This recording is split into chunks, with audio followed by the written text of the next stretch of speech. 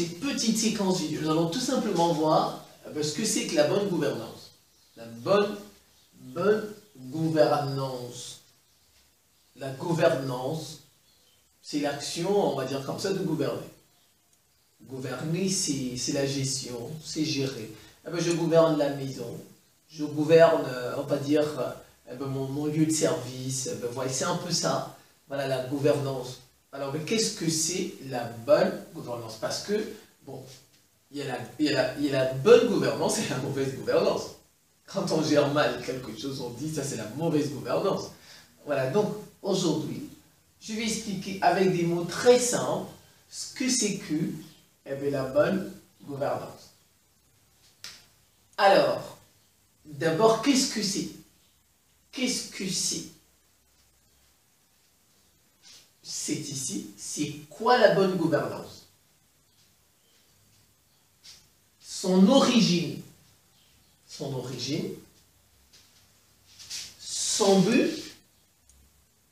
but, et ses principes. Je reprends. Qu'est-ce que c'est la bonne gouvernance? Son origine, son but et ses principes. Voilà, donc c'est parti. Alors, la gouvernance, c'est un ensemble de mesures. C'est un ensemble de règles, ou tout simplement un ensemble de normes. Je vais lire un peu, ensuite je vais expliquer. C'est l'ensemble des mesures, l'ensemble des règles, c'est l'ensemble des normes, ce sont des organes de décision, ce sont des organes d'information et de surveillance qui permettent d'assurer le bon fonctionnement et le contrôle d'un État, d'une institution ou d'une organisation, qu'elle soit publique, privée, régionale ou nationale ou internationale. Mais je reprends, regardez, avec des mots très simples. Ce sont des règles qu'on met en place. Ce sont des normes qu'on met en place. Ce sont des mesures qu'on met en place. Ce sont des organes de décision qu'on va mettre en place. Des organes d'information et de surveillance qu'on va mettre en place. Tout ce que je viens de citer, à quoi vont-ils servir? Tout simplement, ils vont permettre d'assurer le bon fonctionnement et le contrôle d'un État, ou bien d'une institution, ou bien tout simplement d'une organisation, d'un État, par exemple votre pays, mon pays, ainsi de suite, d'une institution, par exemple l'ONU, l'Union africaine, l'Union européenne, ou bien d'une institution, encore la Banque mondiale, parce que ça sont des institutions, ouais, ou bien d'une organisation, par exemple, l'ONU c'est une organisation, vous avez aussi les ONG, ainsi de suite. Vous voyez, c'est ça, la bonne gouvernance, c'est ça la gouvernance si vous voulez. C'est un ensemble de règles, c'est un ensemble de mesures, c'est un ensemble de normes, c'est un ensemble d'organes de décision, c'est un ensemble d'organes d'information, c'est un ensemble d'organes de surveillance, voilà, qu'on met en place dans le but, on va dire ça comment, dans le but d'assurer le bon fonctionnement et le contrôle d'un État, d'une institution ou d'une organisation.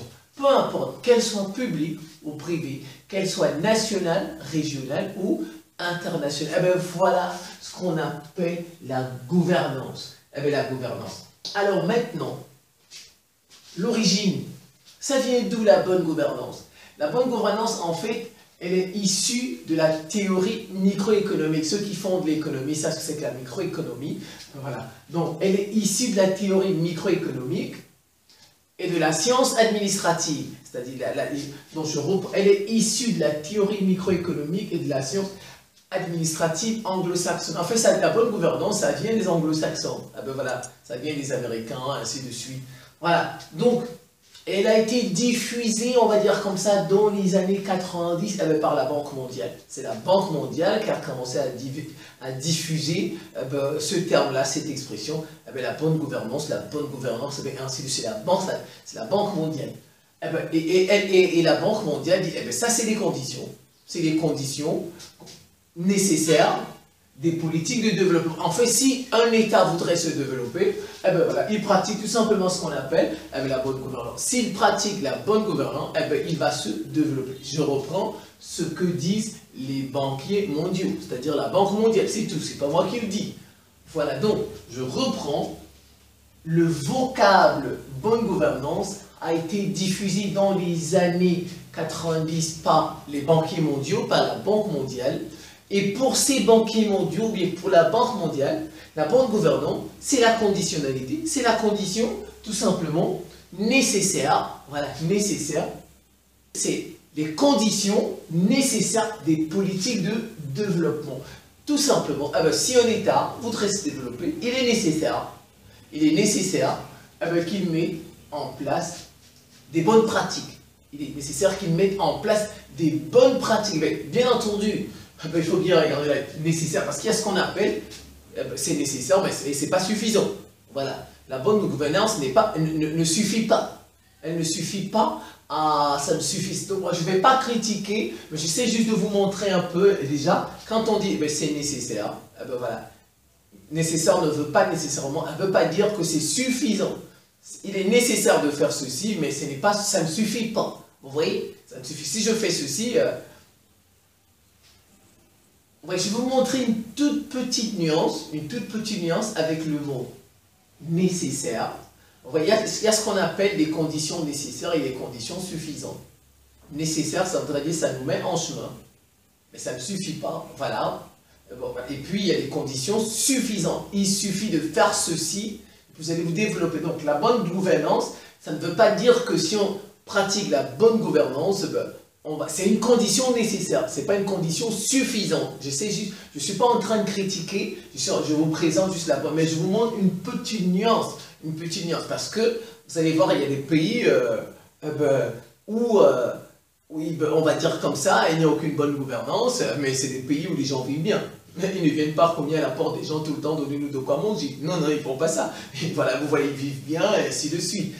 Donc la bonne gouvernance, en fait, c'est une condition, comme disent les banquiers mondiaux, c'est des conditions nécessaires des politiques de développement. Si un pays veut asseoir son développement, il commence par faire ce qu'on appelle tout simplement la bonne gouvernance, avoir des bonnes pratiques. Voilà, c'est le commencement. Voilà, c'est le commencement pour avoir, on va dire comme ça, son take-off, son développement. Alors, maintenant le but en fait de la bonne gouvernance est de s'assurer, que les objectifs sont atteints, les objectifs qu'on s'était fixés. Par exemple, on se dit, voilà, en 2030, il faudrait que, par exemple, tous les enfants de moins de 5 ans, par exemple, soient vaccinés. Ça, c'est juste un exemple. Ouais, ça, c'est un objectif. Enfin, là, donc, le but de la bonne gouvernance est de s'assurer que les objectifs soient atteints. Et bien, que les risques soient gérés comme il faut. Et bien, voilà. Parce qu'en toute chose, il y a des risques. Et bien, il faut que les risques soient gérés comme il faut. Et que les ressources soient utilisées dans un esprit responsable. Donc, les ressources, par exemple, du pays, ou bien les ressources d'une entreprise, soient gérées de manière responsable. Alors, elle veille en priorité, la bonne gouvernance, elle veille en priorité au respect des intérêts des ayants droit. C'est ça. Ceux qui ont droit à ceci d'abord. Il faut veiller à ce que... Parce que, regardez par exemple, je donne un exemple. On trouve du pétrole dans votre pays. Comment se fait-il que le pétrole, c'est votre pays, n'est-ce pas? Ce sont vos ressources. Vous n'arrivez pas à jouir de cela. C'est des autres qui, je ne sais pas trop, qui sortent de 100 km à 5000 km, mais qui jouissent de ça. C'est cela, voilà, c'est ça le sens de ça. La bonne gouvernance, elle veille en priorité au respect des intérêts des ayants droit. Par exemple, les citoyens, par exemple, les pouvoirs publics, les partenaires et les actionnaires. quand on découvre par exemple des ressources, par exemple du pétrole dans votre pays, les citoyens doivent en profiter parce que c'est sur leur sol, c'est pour eux. Vous voyez, les pouvoirs publics aussi doivent pouvoir en tirer profit.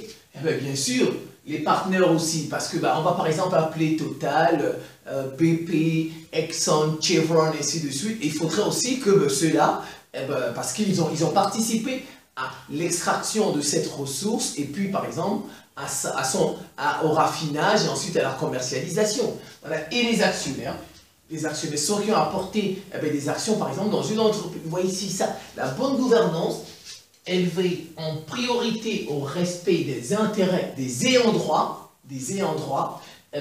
comme par exemple les citoyens, les pouvoirs publics, les partenaires et les actionnaires.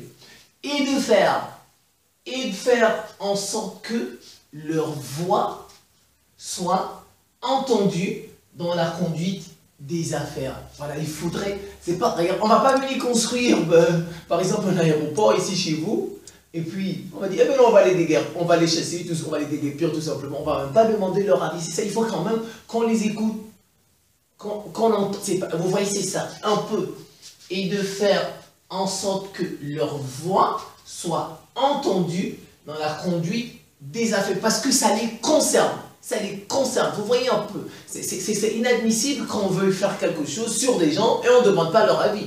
Vous voyez un peu.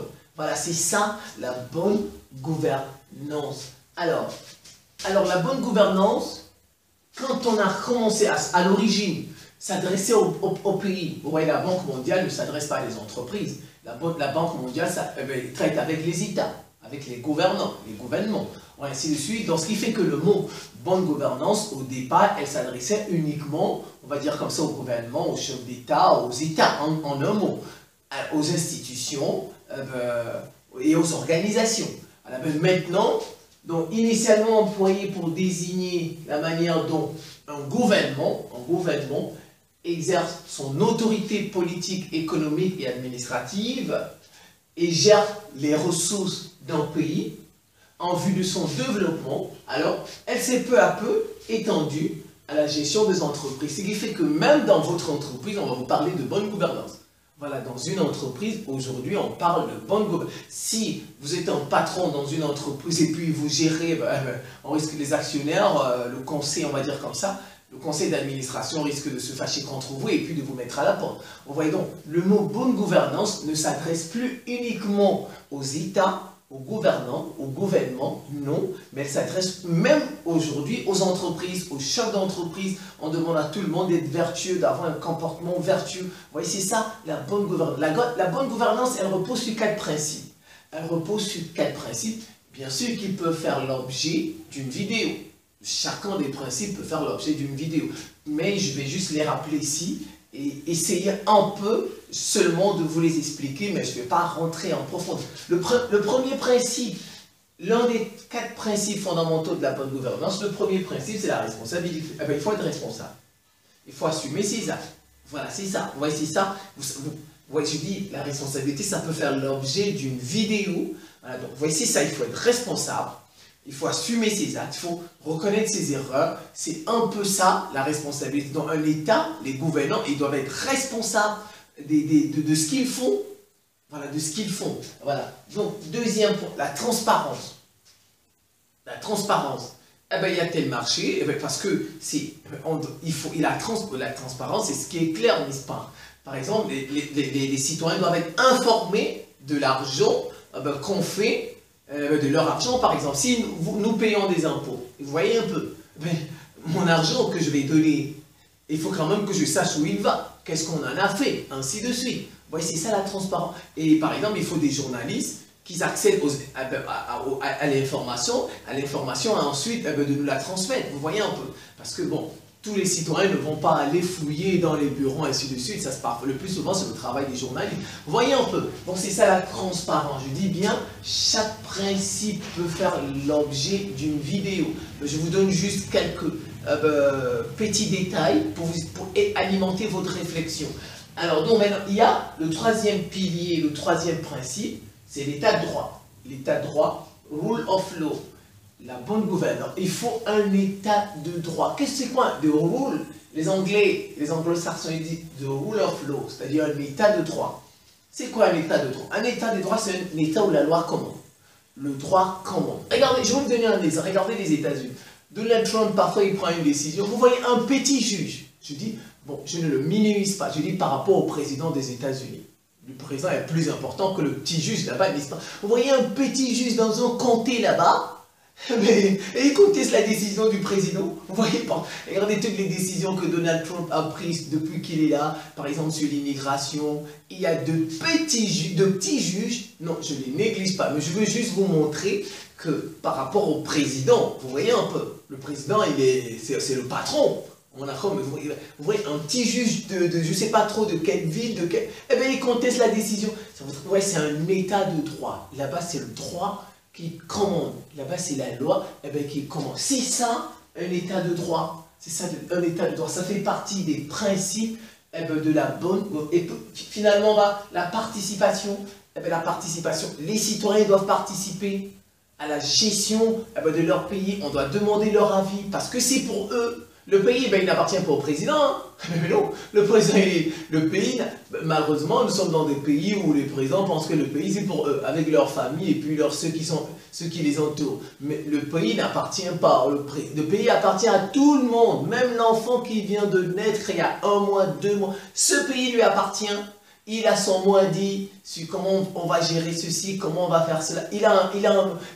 Maintenant, on a fait de telle enseigne qu'il y ait des institutions qui représentent les citoyens, par exemple l'Assemblée nationale, le Sénat, et puis vous avez par exemple, comment je vais dire ça, les pouvoirs, le pouvoir législatif, le pouvoir judiciaire et le législatif. Vous voyez un peu, donc il faut la participation des citoyens. Ouais, c'est un peu ça, les 4 piliers, les 4 principes fondamentaux de la bonne gouvernance, qui peuvent bien sûr faire l'objet, chacun, d'une vidéo. Je voulais juste présenter un peu quelques petits faits comme ça pour alimenter votre... Je reprends.